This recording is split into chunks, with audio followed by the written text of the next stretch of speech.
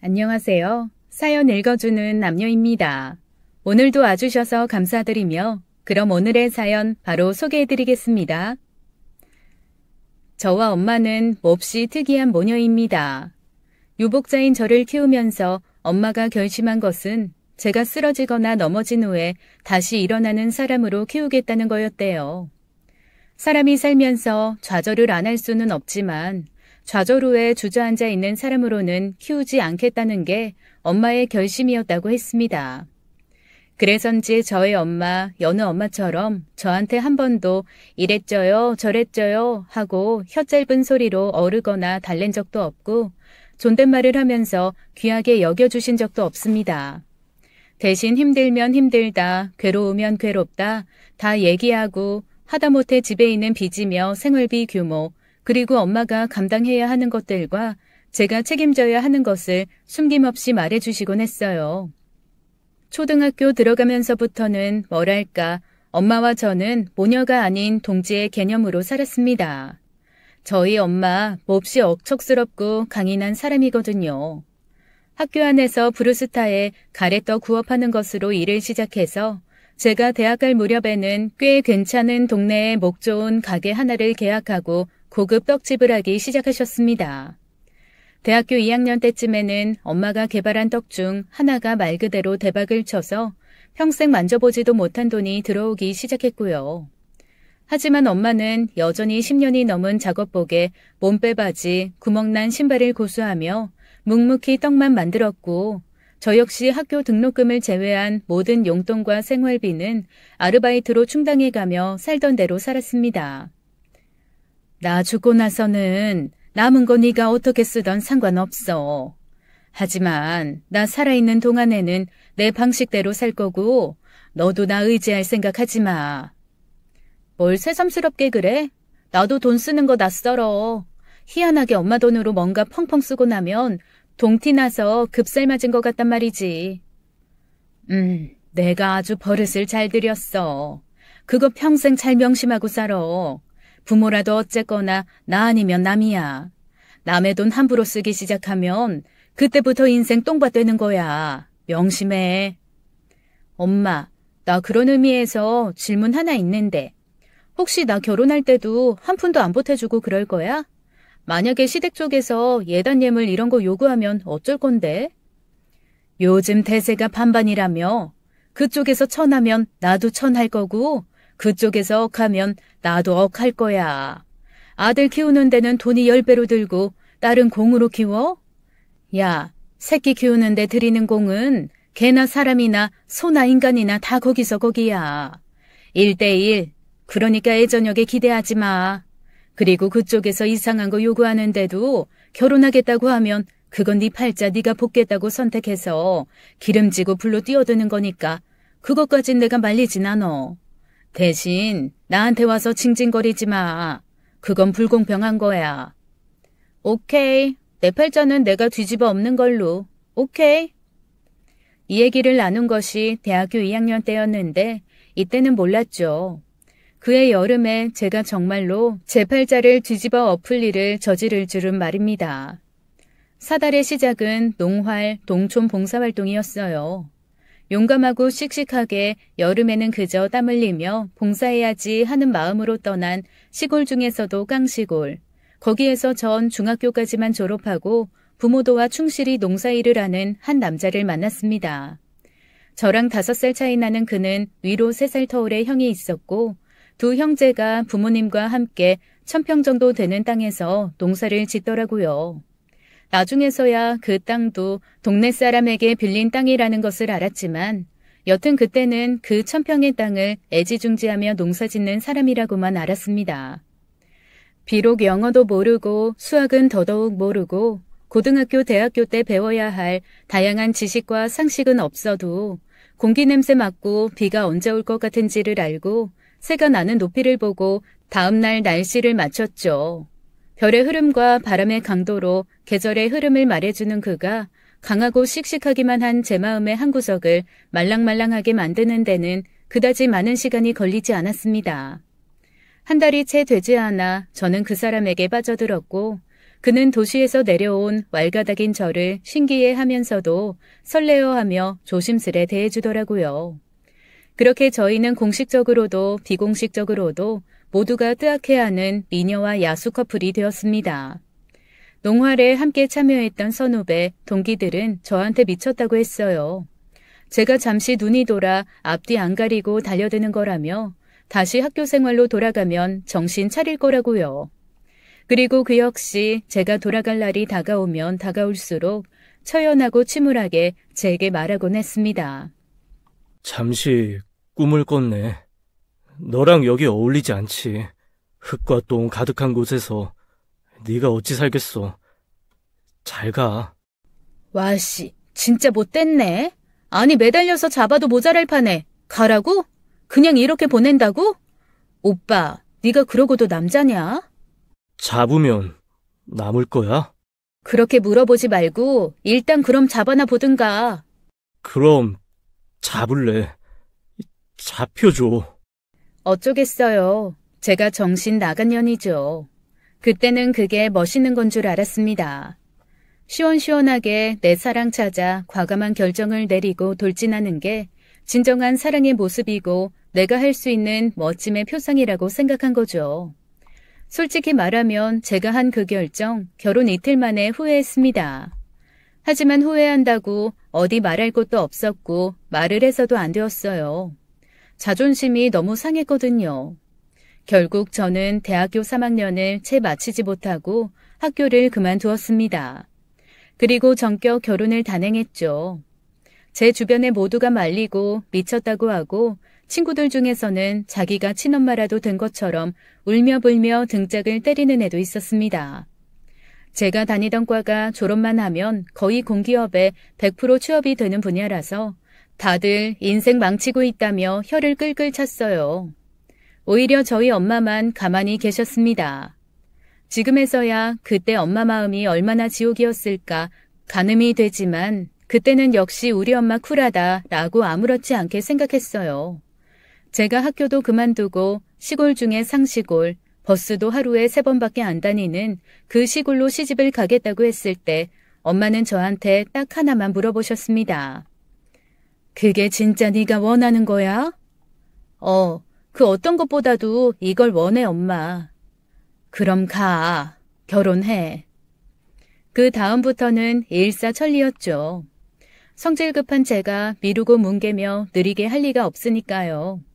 오히려 당황한 건 남편과 시댁이었습니다. 당장 제가 시집을 가면 잘방도 마땅치 않은 마당이라 대체 쟤를 어떡하나 하시더라고요. 시댁이 정말 많이 가난했거든요. 15평도 안 되는 단층 슬레이트 집, 안에는 작은 방 2개와 부엌이 있고 그나마 화장실은 밖에 붙어있는 푸세식이었어요. 1년에 2번 화장실 오물을 퍼내서 처리하고 방 하나는 부모님이, 방 하나는 2 형제가 같이 쓰는 그런 집이었죠. 그러니 제가 어디서 살겠어요. 당황한 시부모님이 급하게 여기저기에서 돈을 구해서 살고 있는 집 옆에 방 하나 수세식 화장실 하나가 있는 원룸 같은 조립식 집을 하나 급하게 지어주셨습니다. 그것도 결혼 후에 제가 얼마나 이런저런 잔소리를 많이 들었는 줄 몰라요. 시집 오면서 적어도 시댁에 보탬되는 돈은 좀 들고 올 줄 알았다는 둥, 도시 깍쟁이라 정말 아무것도 안 가져왔다는 둥, 처음에는 어이가 좀 없더라고요. 알고 보니 동네 사람들이 시부모님께 바람을 좀 넣었던 모양입니다. 이 집 아들이 그래도 인물이 훤칠하니 도시 여자가 홀딱 반해 시집 온다 하는 것 같은데 농활까지 오고 대학 다니고 하는 딸, 그 부모가 어디 고생할까봐 그냥 보내겠냐? 시골집 얼마나 한다고 예단처럼 집 하나는 그래도 번듯하게 지을 돈 들고 오지 않겠냐? 자기 딸 고생하는 거 싫어서라도 아마 집 하나 정도는 지어줄 거다, 이렇게 말이죠.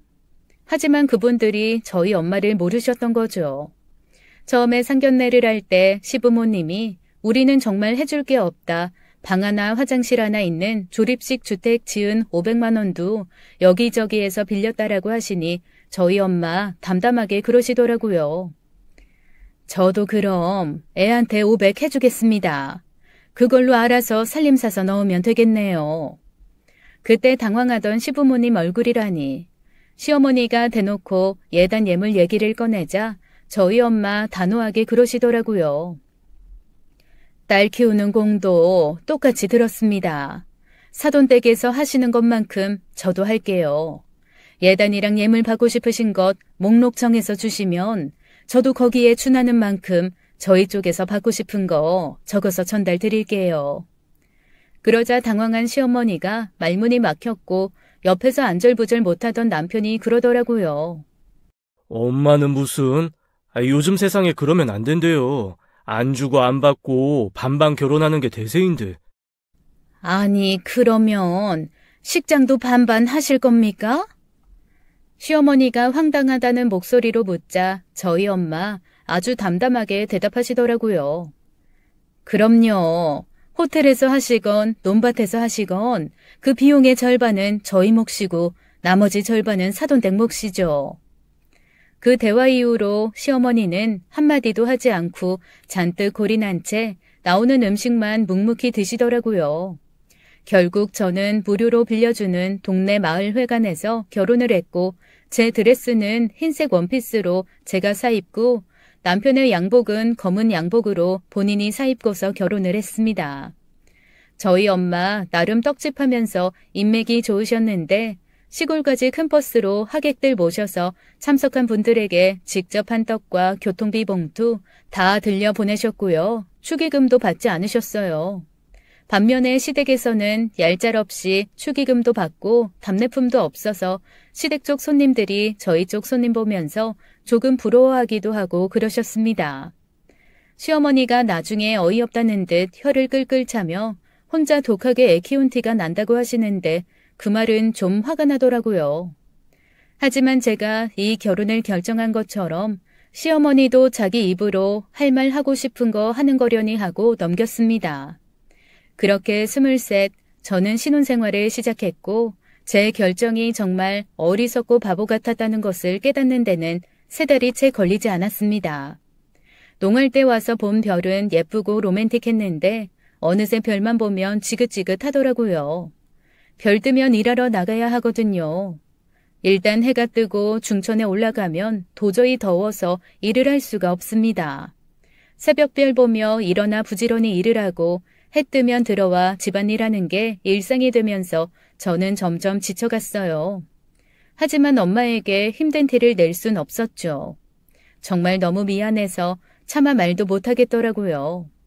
일도 일이고 불편한 시골 생활도 생활이지만 저를 가장 힘들게 한 건 무식함이 하늘을 찌르는 시부모님과 아는 거 없으면서 거칠고 질투심 많은 시아주버님이었습니다.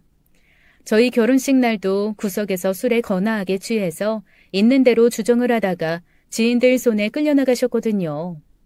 이후로도 수시로 술에 취한 채 저희 신혼집 문을 두들기며 고래고래 소리를 질렀습니다. 좋냐?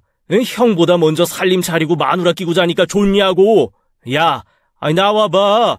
나와서 말 좀 하자고. 그때마다 남편은 저한테 미안해했고 시부모님은 혼자 늙어가는 아들이 안타까워 오히려 저한테 형 이해하라고 얼마나 외롭고 속상하면 저러겠냐고 시아주버님 편만 들었습니다.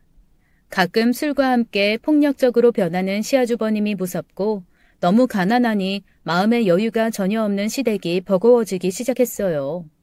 제가 명랑함을 잃어가니 남편도 점점 짜증을 내거나 저를 무시하기 시작하더라고요. 아니, 장모님 진짜 너무하시는 거 아니야? 그 떡집 잘 안 돼? 아니, 어떻게 떡집 하는 분이 우리 부모님 생신이나 명절 때 떡 한 번을 안 보내냐? 우리 엄마가 그걸 왜 보내? 그럼 오빠는 혼자 사는 우리 엄마한테 쌀 한 좀 보내기를 했어? 아니면 시기별로 농사 지은 것들 갈무리해서 보내기를 했어? 아니, 왜 자꾸 나한테 뭘 바래? 그냥 우리 둘이 잘 살면 되는 거 아니야? 점점 투닥거릴 일이 많아지고 마음이 차가워지면서 각방을 쓰는 일도 많아졌습니다. 이거 이런 식으로 살아야 하나 싶은 생각이 밀려 들어왔지만 그럴 때마다 제 생각을 잡는 것은 엄마에 대한 미안함이었어요. 제가 결혼하고 엄마는 정말 무서울 정도로 저한테 연락을 안 하시더라고요. 마치 연락하면 큰일이라도 나는 사람인 것처럼 제가 한 번씩 전화를 하면 건강한지 잘 살고 있는지만 묻고 더 이상은 가타부타 말이 없었습니다. 가게 잘 되냐고 물어도 늘 똑같다고만 하고 건강은 어떠냐고 물어도 그저 그렇지 뭐 늙으면 다 비슷하다고만 할 뿐 상세한 얘기는 하지도 않았어요. 저도 제 삶이 고돼서 더 묻지도 않았습니다. 그렇게 하루하루 허덕이다 보니 뭔가 판단하고 결정할 시간도 흐지부지 넘긴 채로 어느새 1년 2년 지나고 결혼 3년 차에 접어들었어요. 그동안 친정에는 10번 언저리 다녀왔나 그것도 남편은 농사일이 바빠 못 가고 저도 당일로 다녀오거나 하루 정도 자고 온 게 전부였습니다. 한 번씩 볼 때마다 엄마가 유난히 늙고 나이 든 것 같아 가슴이 아팠지만 역시나 못난 딸은 눈앞의 삶이 바빠서 깊게 신경 쓰지는 못했죠. 시아주버님의 신경질은 점점 더 심해졌고 저는 도저히 집에 남아있는 시간을 견디지 못해서 시댁에 선언을 하고 하루 서너 시간 읍내로 봉사를 나갔습니다. 마침 마을 이장님이 권유를 하셨거든요. 주변 마을에서 사람을 모아 외국인 노동자에게 한국어를 교육하는 일을 해야 하는데 우리 동네에서는 의무적으로 한 명은 가야 한다나요? 그런데 젊은 사람도 없고 뭔가 배운 사람도 없는 마을에서 소위 제가 그나마 제일 인텔리였던 거죠. 시부모님은 제가 매일 3시간, 4시간, 즉 한나절을 꼬박 집을 비운다는 게 몹시 불만스러워 보이셨지만 이장님 말씀을 거스를 수는 없으신 듯 했습니다. 그 작은 마을에서 이장님 눈밖에 나면 여러모로 불편해지니 어쩔 수 없이 절 내보내실 수밖에요. 저한테는 그게 정말 큰 숨쉴구멍이 되고 전환점이 되었습니다. 한 달 정도는 간단하게 어떻게 학습을 시켜야 하는지 교육을 받았고 그 다음에는 인근 마을에서 모인 사람들에게 한국어 교육을 해주었어요. 물론 제가 한국어 강사 자격증이 없기 때문에 혼자서 가르쳐주는 건 아니었고 강사 선생님을 돕는 보조교사 역할을 했죠. 사실 대학교 다닐 때 같은 과에 베트남에서 온 교환학생이 있었거든요. 그 친구랑 나름 마음이 잘 맞아서 서로 언어를 가르쳐줬던 적이 있습니다. 막 능숙하지는 않고 읽고 쓰지는 못해도 아주 가벼운 일상대화 정도는 베트남어로 가능한 상태였는데 그러다 보니 베트남에서 온 분들이 저한테 배우는 걸 훨씬 편하게 생각하더라고요. 한국어로 이해를 못하는 것들이 있으면 베트남 단어로 바꿔서 얘기해주고 하니까요. 그렇게 몇몇 베트남에서 온 사람들과 친해지면서 저도 다시 베트남어를 배우기 시작했습니다. 오랜만에 머리를 쓰고 공부를 하는데 세상에 왜 이렇게 재밌는 거예요? 그동안 살맛이 전혀 나지 않았다가 간만에 숨 쉬는 것 같더라고요. 그렇게 1년을 또 베트남어를 배우고 봉사활동을 하면서 무사히 보냈습니다. 1년 뒤 어학당이 제대로 자리를 잡고 자격증 있는 선생님들이 배치되면서 저의 봉사는 끝이 나고 말았지만요. 이장님이 마지막 날 저희 시댁에 와서 그동안 정말 제가 고생이 많았고 제일 인기 좋은 봉사자여서 아주 자기가 다 어깨가 들썩했다고 이 집 며느리 아주 훌륭하다고 치켜 세워주시는 바람에 제가 밖으로 나가는 것에 대한 불만 가득했던 시부모님 말이 쑥 들어갔어요. 그렇지만 나중에 그러시더라고요. 앞으로 또 비슷한 일이 있으면 제 선에서 거절하라나요? 그래서 속으로 거절을 왜 하냐 무조건 뛰쳐나갈 거다라고 생각하며 일단은 고개를 끄덕였습니다. 그 1년 동안 남편과는 더 멀어졌어요. 틀에 박혀 발전 없는 삶을 사는 그와 뭔가 배우고 새로운 것을 경험하는 걸 좋아하는 저는 아무리 노력해도 메꿀 수 없는 간극이 있더라고요. 그래도 딱히 악한 거 아니고 저한테 못되게 구는 것도 아니어서 그냥 이 정도면 같이 살만하다 하고 사는 거였죠. 그렇게 살던 어느 날 시어머니가 갑자기 저를 부르시더라고요. 그러면서 형님이 들어올 거라는 통보를 하시는 겁니다. 순간 좀 당황했어요. 아니 보통은 내 시아주버님이 결혼하게 되었다랄지 큰애가 장가간다라고 얘기를 하지 형님이 들어올 거라고 통보를 하지는 않잖아요. 그래서 제가 어머님에게 물었습니다. 아주버님 결혼하신다고요? 아니 언제 연애를 하셨대요? 그랬더니 어머님이 뭔가 망설이다가 대답하시더라고요. 아니 저기 연애는 아니고 그냥 데리고 살 여자가 생겼어. 궁금증이 풀리지 않아서 어머님께 재차 물었습니다. 그러니까 그 여자가 어디서 갑자기 생겨요? 그랬더니 어머님이 살짝 짜증을 내면서 그러시더라고요. 국제 결혼이라고요. 그제서야 느낌이 왔습니다. 시아주버님이 나이가 40이 넘고 50 가까이 되도록 결혼을 못할 것 같으니 외국인 며느리를 들이시려는 거였죠. 그래서 그냥 어머님 마음이라도 편하시라고 요즘에는 국제결혼 많이 한다 봉사하면서 보니까 오히려 외국인 분들이 훨씬 열린 마음으로 순수하고 다정하신 부분들이 있더라. 굳이 국적이 같을 필요 있냐? 그냥 서로 행복하게 잘 살면 되지요 라고 말을 했습니다. 그랬더니 어머님이 영 탐탁치 않는 얼굴로 그러시더라고요. 아유, 도시에서 며느리가 들어와서 어디 지 친구나 좀 참한 거 있으면 소개시켜줄까 하고 기대했는데 그런 센스도 없고 어쩌겠니? 불쌍한 우리 큰애 그래도 장가는 가서 총각딱지는 떼야지. 그 순간 소름이 돋았습니다. 그러면서 결혼 초부터 시아주버님이 저만 보면 했던 농담 같은 말들이 떠올랐어요. 저한테 그랬거든요. 지난번에 결혼식에 와서 부케 받은 친구는 뭐 하는 애냐? 시골에 한번 놀러 오라고 해서 자기가 고기 구워주겠다 같은 말도 몇 번 하고 왜 저한테 친구들이 한 번도 안 놀러 오냐고 별 많이 보일 때 오라고 한 번 초대하면 자기가 산 중턱에 캠핑장처럼 텐트 치고 대접 한번 하겠다고 한 적도 있습니다. 그렇게 몇 번 얘기하다가 농담처럼 저한테 여동생이 있었으면 겹사돈도 괜찮다는 말까지 해서 그때는 제가 좀 기분이 언짢아서 그냥 어휴 여동생 없어 다행이네요 라고 하며 넘어가긴 했거든요. 그렇게 한 1년은 제 친구 타령, 여동생 타령을 하다가 그 다음부터는 술 먹고 주정하는 걸로 노선을 바꾸더니 그게 아마도 저도 모르게 이 집 식구들끼리 얘기한 것들이 틀어져서였나 보더라고요. 아이고 언감생심, 전화 눈 돌고 미쳐서 학교도 그만두고 이 시골 구석에 처박혔지만 제가 친구까지 데리고 들어와서 평생 무슨 원망을 들으려고 그런답니까? 진짜 어이가 없어서 아주버님이 결혼한다는 말보다 시어머니의 그 한마디가 저를 멍하게 만들더라고요. 아니 그러면 제가 제 친구를 이 시골로 끌어들여서 아주버님하고 소개시켜주기를 바랐다는 거예요? 아니 왜? 제가 뭐가 어때서? 말이야 바른 말이지. 네 남편보다 풍채도 더 낫고 일도 잘하고 얼굴이 복도 가득한데 왜 네 친구들은 다 너무 잘나서 우리 큰애 정도는 눈에도 안 찬다니? 아이고 기가 막혀서 정말. 정말 꿈에도 생각하지 못한 거였는데 그걸 몇 년 동안 저한테 기대하고 계셨다는 것 자체가 너무 소름 끼치고 놀랄 일이었습니다. 그런데 이렇게 진지하게 따지고 드는 시어머니에게 저도 발끈하면 정말 똑같은 사람 될 것 같아서 그냥 웃으면서 농담처럼 대답했어요. 아우 어머니 요즘에 누가 시골로 시집을 와요.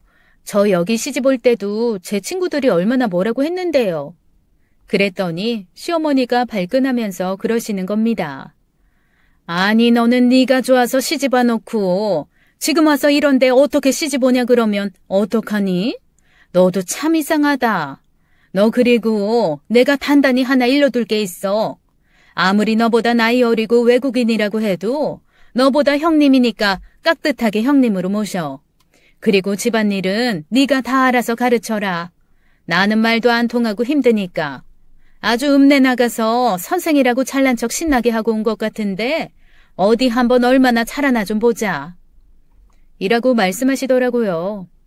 그래서 요즘에 어느 정도 한국어 다 배우고 오고 만에 하나 제가 형님이라고 대우 안 할 것 같냐며 어머님도 참 별 걱정을 다 하세요 하고 그냥 넘어가 버렸습니다. 그렇게 며칠 뒤 변변한 결혼식도 없이 시아주버님은 아주 어린 여자를 하나 집에 데리고 들어왔어요. 딱 봐도 낯선 두려움이 눈에 가득 차 있는 여자였죠. 저보다 글쎄 6살이나 어리더라고요. 한국말도 제대로 못하고 게다가 3번 만났다는데 시아주버님과 무슨 정이 있겠어요. 그저 눈에는 슬픔과 두려움이 가득했습니다. 시아주버님은 영어 한마디도 못하시거든요. 그런데 알아듣던 말던 한국어로 소리 버럭버럭 질러가며 얘기를 하니 얼마나 당황스럽고 힘들겠어요. 그래서 제가 처음 만났을 때부터 영어로 한두 마디 대화를 시도했습니다. 베트남에서 온 분이었고 영어를 조금 하실 줄 알더라고요. 그래서 제가 영어를 잘하는 것처럼 보이니 베트남어로 대화를 하면 완전히 저를 통역처럼 쓸 것 같아서 일부러 저도 아주 간단한 영어만 툭툭 던지며 소통을 시작했습니다. 그나마도 제가 한두 마디 하는 영어로만 대답을 하니 시댁에서는 뭔 일만 있으면 저를 불러다가 통역을 시키더라고요. 절대 문장으로 말하지 않고 그냥 단어로만 한두 마디 해주면서 더 이상 저한테 이것저것 일이 쏟아지지 않게 막느라고 몸이 힘들었죠. 시어머니는 말도 안 통하겠다. 그 다음에 외국인 며느리겠다. 아예 마음 자체를 큰 며느리로 잡으신 게 아니라 그냥 외국인 노동자 하나 품삯 안 드는 사람으로 들였다라고 생각하시는 것 같았어요. 형님이 익숙하지도 않은 한국에서 익숙하지도 않은 음식을 먹으며 그렇게 밤낮 없이 일하는 게 몹시 안쓰럽고 어머님이 야속했습니다. 그래서 한두 번 어머님이 안 계실 때 제가 형님한테 슬그머니 얘기한 적은 있어요. 베트남어로요. 저 사실 베트남어 조금 할 줄 안다. 그런데 어머님이 아시면 이것저것 나한테 너무 많이 시킬 것 같아서 베트남어 모르는 척하는 거라고 말이죠. 그런데 형님이 너무 답답하고 속상하면 그냥 나한테 털어놔도 된다. 나는 형님 편이다라고 말했더니 글쎄 갑자기 저를 붙들고 펑펑 우는 겁니다. 일단 제 입에서 베트남어가 나오니까 너무 놀라더라고요. 그러면서 눈에 눈물이 차오르고 결국에는 주저앉아서 미친 듯이 통곡을 하는데 그 눈물의 의미도 마음이 어려움도 충분히 이해가 돼서 저도 눈물이 날 지경이었습니다. 간신히 눈물을 그친 후에는 미친 듯이 베트남어를 쏟아내는데 사실 3분의 1도 못 알아들었어요. 그런데 형님으로서는 그래도 자기 말을 조금이라도 알아듣는 사람 앞에서 뭔가 속을 털어놓고 싶으셨나 봐요. 그냥 얼마나 그 마음에 외롭고 쓸쓸함이 가득 차 있을까 싶어서 위로하고 다독여주는 것밖에 제가 할 게 없더라고요. 그렇게 형님과 제 사이에는 식구들이 모르는 기묘한 연대가 쌓여갔습니다. 형님도 눈치껏 저한테 베트남어나 영어 문장 쓰지 않고 단어로만 툭툭 던지면서 둘이서 약간 암호 교환하듯이 그렇게 눈빛과 말을 교환하며 살기 시작했어요. 시아주버님은 제 생각대로 역시나 다정한 남자의 모습은 아니었습니다. 형님을 때리는 것 같기도 했고 조금 학대받는 느낌도 들었어요. 저는 그때마다 참지 마라, 경찰서를 가자라고 했지만 형님은 고개를 설레설레 흔들더라고요. 자기는 어떡하든 여기에서 잘 살아야 하고 조금이라도 돈을 모아서 집에 보내야 한다는 겁니다. 그러면서 생활비를 너무 조금 줘서 자기가 돈을 모을 수 없다고, 그래서 집에 돈을 많이 보낼 수 없다고 눈물을 뚝뚝 흘리더라고요. 그래서 제가 약속했죠. 어떡하든 형님이 조금이라도 돈을 모을 수 있게 내가 도와주겠다고요. 같이 가서 일단 통장부터 만들자고 했더니 시아주버님이 통장을 만들어줬다는 거예요. 그래서 제가 그 통장 한번 보자고 했습니다. 와, 그런데 세상에 통장을 만들었다고 보여준 게 글쎄 자기 통장에 종이로 형님의 이름만 오려붙여서 거짓으로 만든 통장이더라고요. 결국 매달 돈 주겠다고 한 게 형님 통장이 아니라 아주버님 통장으로 들어가고 있었던 겁니다. 눈 가리고 아흥도 아니고 조사모사도 아니고 너무 양아치다 싶었어요. 그래서 형님한테 대체 한 달에 얼마를 준다고 했냐 말해봐라 라고 했더니 그나마도 한 달에 30만 원 준다고 했다네요. 그것조차 안 주겠다고 통장 속여 빼돌리는 인간이라니.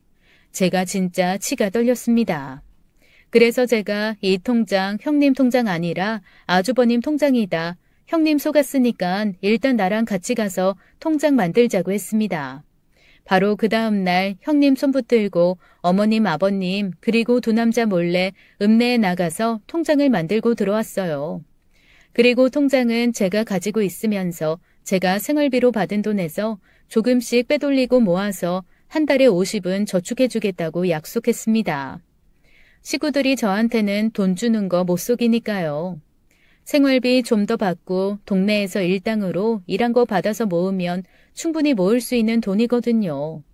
그렇게 조금씩 둘이 모은 돈은 한 달에 한 번 형님 통장으로 이체해서 형님 앞으로 제가 돈을 쌓아주기 시작했습니다. 제가 이렇게 통장 만들어주고 돈 관리를 해주기 시작하니 형님은 저를 정말 전적으로 의지하고 고마워하기 시작했어요. 그나마 정부 칠 곳 없는 집에서 저는 형님이라도 생기니 그래도 좀 숨이 쉴 것 같더라고요. 마늘을 까도 형님이랑 앉아서 까면서 어머님, 아버님이나 두 남자가 없을 때는 베트남어와 영어를 섞어서 끊임없이 수다도 떨고 만약에 어머님, 아버님 두 남자가 있을 때는 서로 눈빛 주고받으면서 킥킥거리기만 해도 조금 숨통이 트이는 것 같았습니다. 그렇게 형님이 시집 온 지 1년 정도 지났을 때였어요. 어느 날 제게 청천벽력 같은 소식이 들려왔습니다. 엄마가 쓰러지셨다는 거예요. 제가 친정 간다 그러면 그렇게 싫어하시던 시부모님도 엄마가 쓰러지셨다는 얘기를 듣더니 마지못해 저한테 친정을 다녀오라고 하시더라고요. 그래서 결혼하고 처음으로 1박 2일도 아니고 당일치기도 아닌 긴 여정을 가지고 친정에 가게 되었습니다. 형님이 버스 정류장까지 나와서 제 손을 붙들고 이렇게 물어보는 거예요. 동서, 꼭 올 거지? 다시 올 거지? 아마 제가 도망가서 안 올까봐 걱정이 되셨던 모양이에요. 그래서 제가 엄마만 조금 괜찮아지고 나면 얼른 다시 오겠다, 걱정하지 마셔라, 형님도 건강하게 잘 있어라라고 안심을 시키고 엄마에게 왔습니다. 근 1년 만에 만난 엄마는 못 알아볼 정도로 마르고 힘든 모습이었어요. 제가 대체 이게 어떻게 된 일이냐, 엄마 이렇게 될 때까지 왜 나한테 연락을 안 했냐라고 했더니 엄마가 피식 웃으면서 그러시더라고요. 말하면 네가 뭐 해줄 수 있을 거야? 나 췌장암이야. 너무나 놀라서 다리에 힘이 풀렸습니다. 엄마, 췌장암이면 거의 마지막에 발견된다는 그 암 아니야? 엄마 대체 언제 한 거야? 아니 왜 발견하자마자 말 안 했어? 그랬더니 엄마가 안 지는 몇 개월 되었는데 이미 병원에서도 너무 늦게 발견했다고 해서 그동안 저한테 말도 없이 엄마한테 있던 가게며 재산 이런 것들을 모두 정리하시기 시작했던 모양이더라고요. 그러면서 저한테 엄마가 그러셨습니다. 고맙지 뭐. 준비 없이 훅 가버리면 남아있는 사람이 얼마나 당황스러워. 그래도 내가 다 고민하고 준비하고 너 줄 거 주고 나눌 거 나누고 할 시간이 있어서 너무 다행이었지. 하던 중에 죽을까봐 그거 하나 걱정이었는데 며칠 전에 마지막 가게까지 싹 정리돼서 난 이제 언제 가도 미련이 없어. 단 하나, 네가 걸려 이거사. 내 재산 적지 않은 거 알지? 그런데 내가 볼 때 너희 시댁 식구들 가진 거 없는 아기들이거든. 분수도 모르고 어디까지 먹어야 배가 터지는지 아닌지도 모르는 그냥 아기들. 그 도둑놈 같은 시댁 식구들 사이에서 네가 내 재산 제대로 지키기나 하겠냐? 그래서 내가 어떻게 해야 하나 고민하다가 그냥 죄다 일시금 사망보험금으로 넣어놨다. 나 죽고 나면 지금 내가 살고 있는 집은 팔아서 그냥 상속세 내고 장례 치러. 내가 이미 다 빼먹어서 팔아봐야 얼마 안 돼. 담보대출 받은 거 갚고 그러면. 여튼 자잘하게 내야 할 거 집 한 돈으로 다 내고 사망보험금이나 잘 챙겨서 너 주머니나 두둑하게 만들어. 네 남편 네 시댁 똥구멍에 처박지 말고. 내가 평생 너한테 그 어떤 것도 참견하지 않고 뭐 요구하지 않는다는 거 알지? 그런데 이번만큼은 내가 내 목숨값이니까 너한테 참견 좀 하고 말 좀 해야겠다. 내 목숨값으로 받은 돈 네 시댁 뒷구멍에 쑤셔 넣으면 나 죽어서도 눈 못 감는다. 이거는 철저하게 네 돈으로 써라. 알았지? 엄마 유언 이게 다야. 똑똑해서 남들이랑 다른 길 가느라 애쓰고 애쓴 거 티 안 내려고 더 애쓰는데 잘 생각해서 이제 네 인생 살아봐. 그 얘기를 듣고 병원에서 얼마나 제가 펑펑 울었는지 모릅니다. 그동안 제가 말은 안 했지만 엄마는 제가 어떻게 살고 있는지 알았고 그게 몹시도 속상하셨던 거죠. 하지만 한 번도 저한테 뭐라 하지 않고 그저 제가 했던 판단을 믿고 기다려 주셨다는 게 너무 미안하기도 하고 죄송하기도 하고 원망스럽기도 하고 야속하기도 하면서 제 스스로가 너무 밉더라고요. 그리고 엄마는 그렇게 저한테 얘기한 걸 마지막으로 마치 할 일을 다 했다는 듯 이틀 만에 자는 듯 돌아가시고 말았습니다. 엄마 건강이 안 좋다는 얘기를 듣고 올라갔던 제가 이틀 만에 엄마가 돌아가셨다는 소식을 전하니 남편도 시댁도 모두 깜짝 놀란 모양이더라고요. 그래도 부랴부랴 다들 올라와서 장례에 참석을 했는데 엄마 장례 때 작은 해프닝이 있었습니다. 제가 한 번도 시댁에 저희 엄마 떡가게가 얼마나 큰지, 얼마나 잘 되고 있는지, 대체 엄마가 어느 규모를 하고 계시는지 말한 적이 없거든요. 그런데 엄마가 돌아가시고 장례를 치른다고 하니 그동안 엄마랑 거래했던 회사, 그 다음에 엄마의 떡이 입점했던 백화점과 각종 슈퍼에서 화환들이 날아오고 거기 대표님들이 와서 다들 떡가게 정리하실 때부터 너무 안타까웠다며 이런 떡이 없었는데라고 아쉬워하시는 겁니다. 게다가 단골 고객님들, 사모님들도 오셔서 다들 사장님 떡으로 정말 우리가 너무 맛있게 잘 먹었는데 어떻게 이렇게 금방 가실 수 있냐며 안타까워하셨어요. 부조금도 막 100만 원씩 주고 가시고 이러니까 시댁 어른들이 갑자기 어안이 벙벙한 모습이더라고요. 오죽하면 장례가 채 끝나지도 않고 이틀째 된 날 조문객이 1000명이 넘고 1500명에 육박하니 남편이 저한테 몹시 배신감 느낀 얼굴로 슬그머니 물어봤습니다. 장모님이 떡집을 많이 크게 하셨었어? 저는 그 말에 숨어있는 뜻을 알겠더라고요. 그런데 괜히 부하가 나서 남편한테 푹 쏘아붙이고 말았습니다. 크게 하셨지. 여튼 한강 이남에서 제일 유명한 떡집이라고 했으니까. 지점도 꽤 있었고 프랜차이즈도 만들었고 프랜차이즈 가맹비만 몇천만 원씩 받고 그랬어. 엄마가 운영하는 본점은 2달 전에 예약 안 하면 떡 사기도 힘들었고 그래. 그랬더니 남편이 어이없다는 듯이 헛웃음을 짓더라고요. 그러면서 저한테 그러는 겁니다. 그럼 장모님 유산도 많이 남기셨겠네. 와, 그 말 듣는데 이거 사람인가 싶더라고요. 그래서 이렇게 얘기했어요. 아니, 다 사회에 환원하고 돌아가셨는데 나한테 남기신 거 하나도 없어. 그랬더니 글쎄 그 장례식장에서 저한테 버럭버럭 화를 내는 겁니다. 이거는 사기다. 나는 이런 줄 알았으면 내가 그 시골에서 농사를 지었겠냐.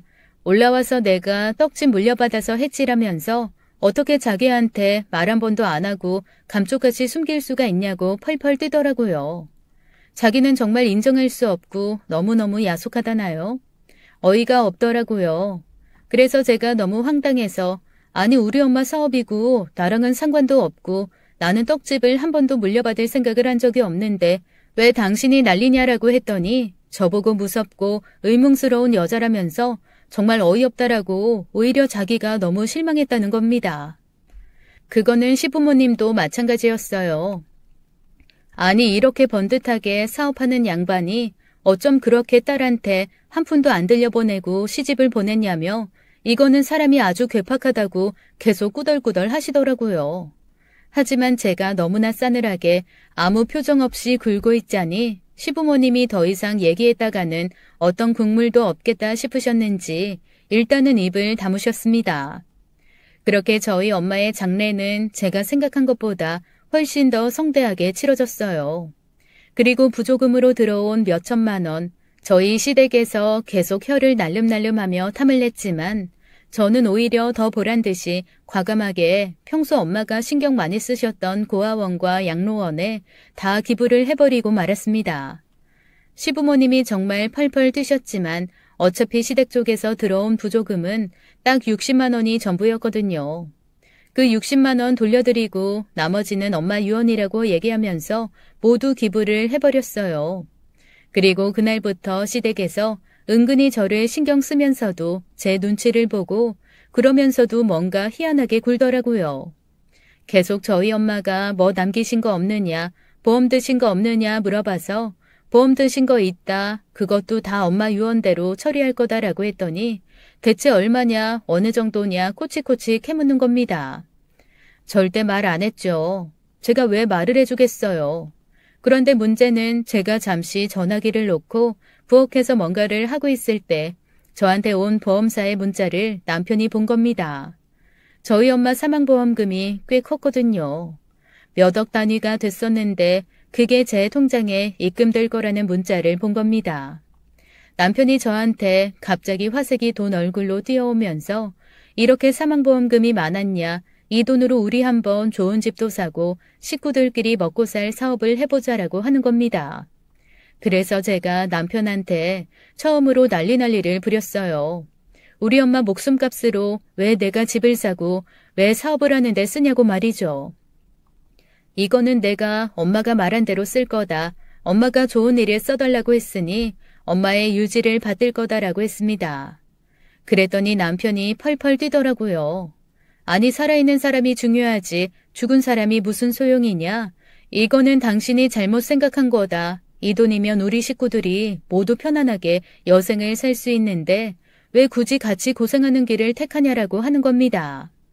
그래서 내가 정신 차려라. 이걸로 내가 이 집 식구들 먹여 살릴 이유 없다. 그런 얘기 할 거면 나한테 다시는 아무 말도 하지 말고 이대로 갈라서자라고 했더니 그때서야 꼬리를 내리더라고요. 그리고 그날부터 정말 희한하게 식구들이 아무도 저한테 엄마의 사망보험금이며 유산 이런 얘기를 하지 않았습니다. 그래서 저는 이 식구들이 대체 왜 이러지 이상한데 라고 생각을 하면서도 엄마가 남기고 간 것들을 정리하느라고 정신없이 분주하게 이리저리 뛰어다니기만 했어요. 그 와중에 형님은 계속 제 눈치만 보면서 어떻게 위로를 해야 되나 하는 것 같더라고요. 그래서 조금 정신 차렸을 무렵 제가 형님한테 그랬습니다. 형님, 제가 그동안 너무 바쁘고 정신없어서 힘드셨죠? 제가 조금만 더 정리하면 형님, 우리 같이 어디 놀러 가요. 그랬더니 형님이 주변을 둘러보더니 갑자기 저한테 그러는 겁니다. 동서, 이 집에서 주는 밥 먹지 마. 너무나 정확한 한국어였어요. 제가 깜짝 놀라서 형님을 바라봤더니 그때부터는 빠른 베트남어로 얘기를 하시더라고요. 정확하게는 알아듣지 못했지만 어쨌건 정리해보면 저한테 이 얘기를 해주고 싶어서 한국어를 이것만 연습했다고 했습니다. 그리고 이 집에서 주는 밥은 앞으로 절대 먹지 말고 먹는 척만 하고 자기가 따로 마련해 줄 테니까 그걸 먹으라는 겁니다. 제가 왜냐고 물었죠. 그랬더니 말은 해줄 수 없는데 어쨌건 먹지 말라는 말만 계속 하더라고요. 뭔가 이상했어요. 그로부터 이틀 뒤 처음으로 식구들과 함께 밥 먹을 일이 생겼습니다. 제가 여느 때와 같이 밥상을 차리러 갔는데 갑자기 시어머니가 자기가 하겠다는 거예요. 그러면서 저한테 손대지 말고 그냥 저쪽 가서 있으라는데 뭔가 이상했습니다. 옆에 있는 형님이 자꾸만 저한테 눈짓을 흘끔흘끔 하더라고요.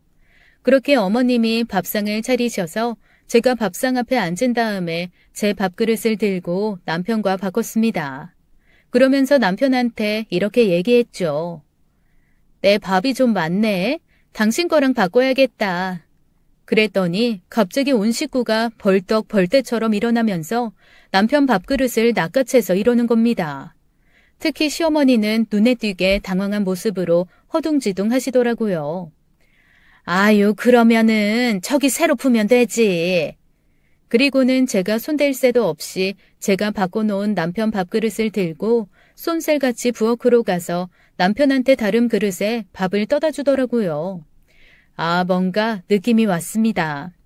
보통 그릇까지 바꾸지는 않는데 이거 이상하다 싶었죠. 그래서 물을 가지러 가는 척하면서 부엌을 한번 쓱 살펴봤습니다. 평범한 밥이라면 그렇게 쓰레기통 옆에 두지는 않을 거라는 생각이 들었어요. 그래서 얼른 비닐봉지에 그 밥을 한 움큼 담았습니다. 그리고는 몰래 주머니에 숨겨서 밖으로 나갔죠. 그 밥을 길가에 슬쩍 놓아두고 몇 시간 뒤에 가보니 글쎄 길고양이 한 마리가 피를 토하고 죽어 있는 게 아니겠어요? 그 밥을 먹고 죽은 거였죠. 그제서야 왜 형님이 저한테 시댁에서 주는 밥을 먹지 말라고 했는지 정확하게 알겠더라고요.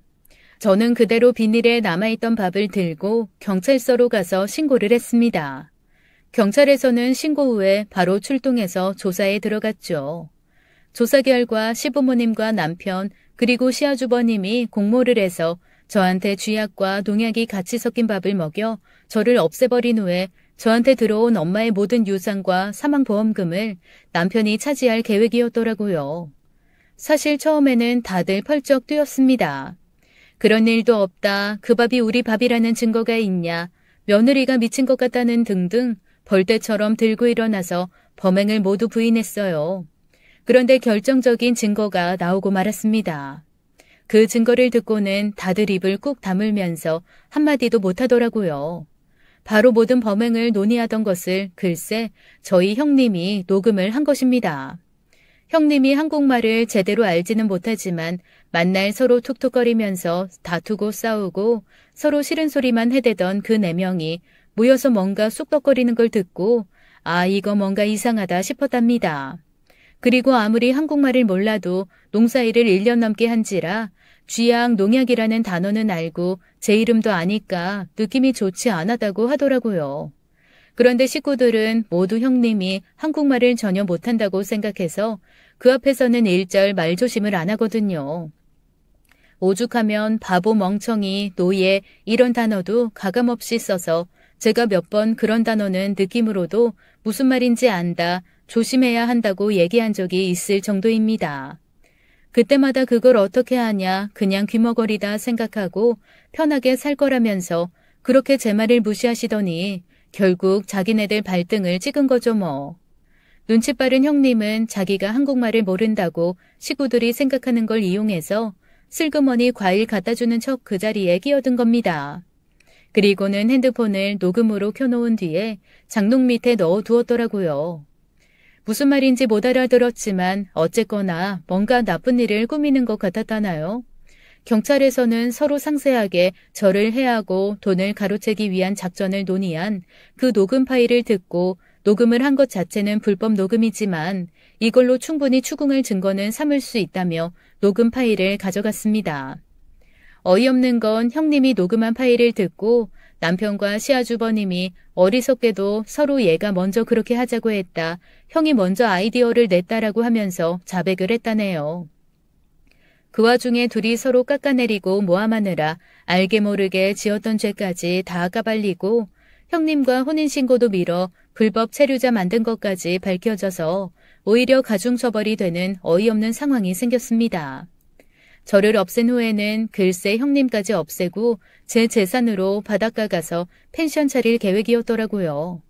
더 웃긴 건 아버님은 제 남편 편을 들어서 죄다 큰아들이 잘못한 거라고 진술하고 어머님은 큰아들은 아무 잘못이 없다, 처음부터 끝까지 시아버지가 꾸민 일이다 라고 진술을 해서 결국 경찰에서는 모두가 동일하게 공모하고 꾸민 것으로 결론을 냈습니다.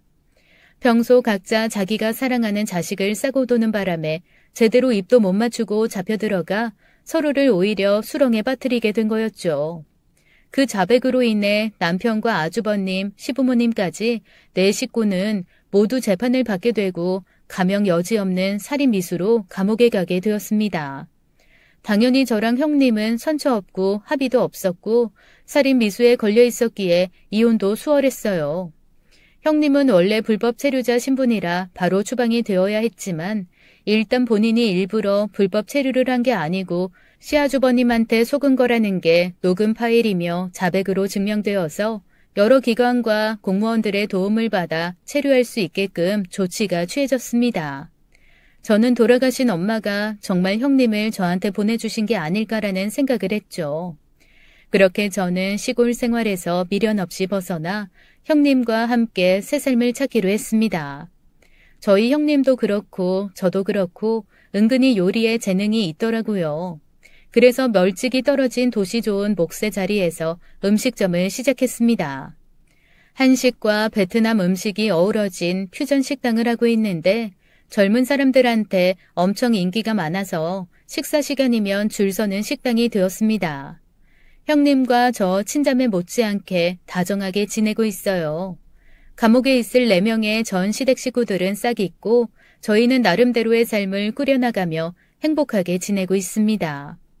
형님한테 정말 고마운 게 엄마 돌아가시고 첫 제사가 막 재판 끝나고 가게 계약을 할 때쯤 정말 정신없을 시기였거든요. 저도 이맘때가 제사인데 하는 생각만 하고 정확한 날짜조차 파악을 못한 채 정신없이 하루하루 닥친 일을 해결하며 이리 뛰고 저리 뛰고 있었어요. 그런데 글쎄 형님이 한국 사람보다 더 한국 사람처럼 상다리가 부러지게 제사상을 차려주신 거 있죠.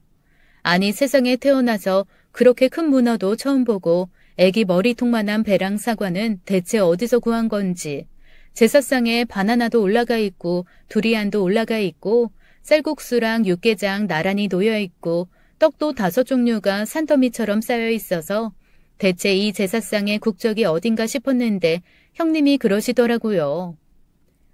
엄마한테는 이제 베트남 딸도 있으니까 엄마 베트남 음식이랑 과일 드셔야 돼. 그래서 제사상에 베트남 그리고 한국 다 있어. 그 말을 듣고 저는 형님 끌어안고 정말 오래오래 울었습니다. 그렇게 국적 불문의 상색에 이어놓은 큰 제사상 차려 엄마에게 인사를 드렸어요. 오늘도 형님과 저는 베트남어, 영어, 한국어를 섞어가며 서로 깔깔 웃으면서 음식 재료를 다듬고 있습니다. 조만간 분점도 하나 낼 예정인데 예전에 제가 가르쳤던 외국인 노동자 중 한 분이 독립해서 그 가게를 할 예정이에요. 어떻게 서로 연락이 되어 저희 가게에서 아주 성실하게 아르바이트를 했거든요.